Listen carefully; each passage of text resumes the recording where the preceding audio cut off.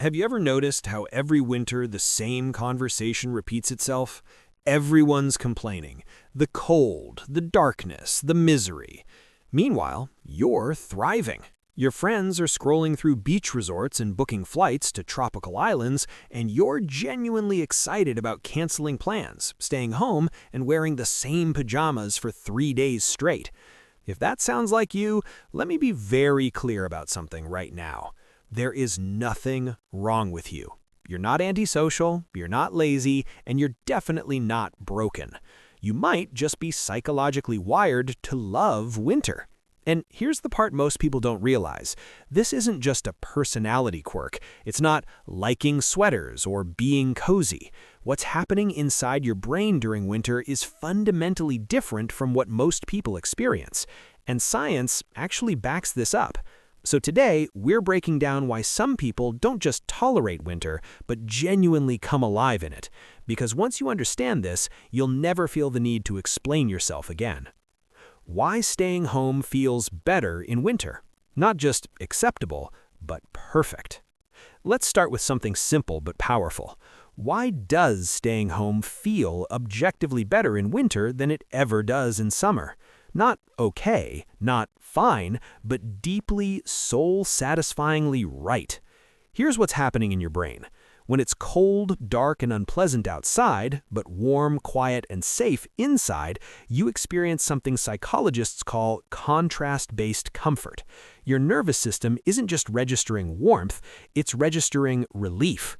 Every time you look out the window at the freezing darkness and then sink deeper into your blanket, your brain releases small bursts of satisfaction chemicals, not because you're hiding, but because you're secure. You made it inside. You're protected. You chose correctly. Summer doesn't offer this effect. In summer, staying inside feels like a loss. The weather is good. People are out. There's a subtle but constant pressure that you're skipping something important. Your brain interprets staying home as avoidance. But winter flips the equation. You're not avoiding anything. You're choosing the superior option.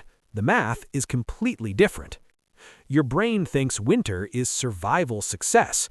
Environmental psychology calls this refuge appeal. Humans are hardwired to feel more satisfied in enclosed, protected spaces when the outside world feels hostile. And for most of human history, winter was a threat. Cold meant danger. Exposure meant death. Shelter meant survival. So when you're inside, warm and calm, while the world outside looks harsh and uninviting, your ancient brain doesn't see laziness, it sees success. Your inner caveman is celebrating. You found shelter. You conserved energy. You survived another night. That's why winter comfort hits deeper than summer comfort. It's not just pleasant, it's primal. Why winter activities match your energy perfectly.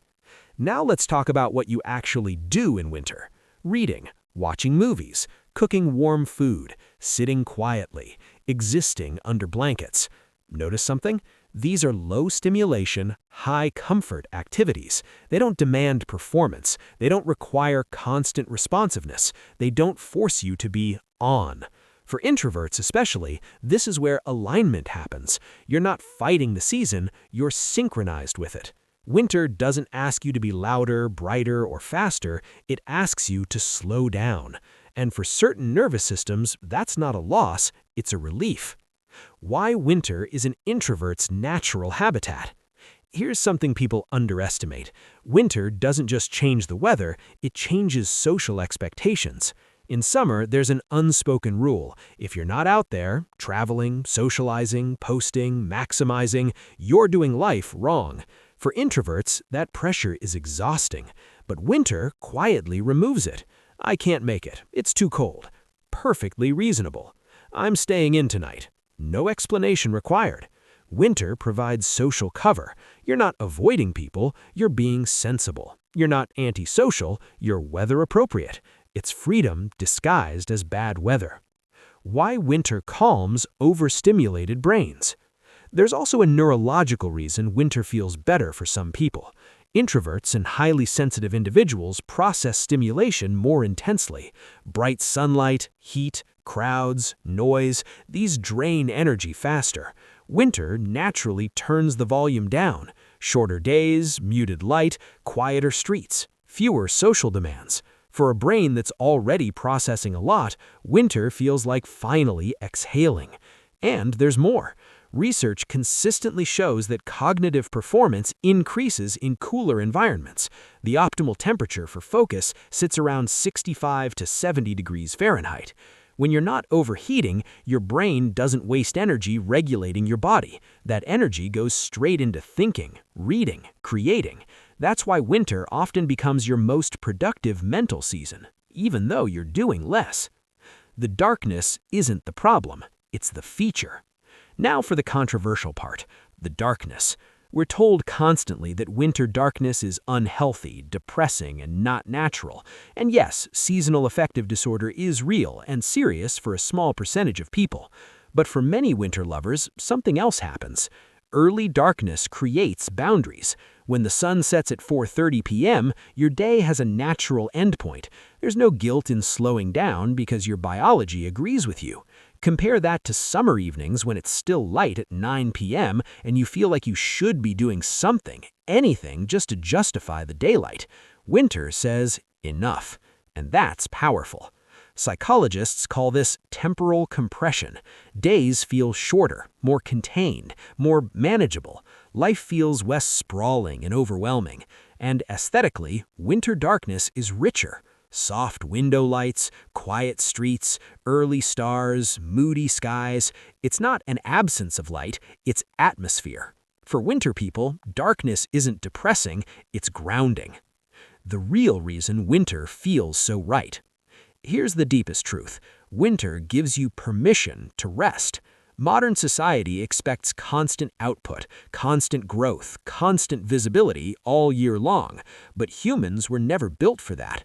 For thousands of years, winter was a season of conservation. You stayed close, you slowed down, you reflected, and no one felt guilty because everyone was doing it.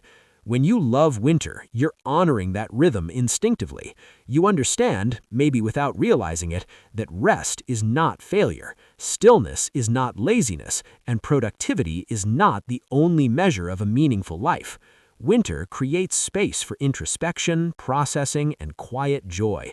And for introverts who often feel guilty for needing solitude, winter doesn't just allow it, it legitimizes it. You're not withdrawing from life, you're participating in it differently. So what does loving winter say about you? It says you value depth over noise. It says you're comfortable with stillness. It says you don't need constant stimulation to feel alive. It says you understand that coziness is a real form of happiness. And in a world that's always pushing for louder, faster, brighter, that's not weakness, that's self-awareness. So the next time someone asks why you love winter, tell them this. It's not despite the cold and the dark, it's because of them. Winter people aren't waiting for life to begin again in spring. We're already living it.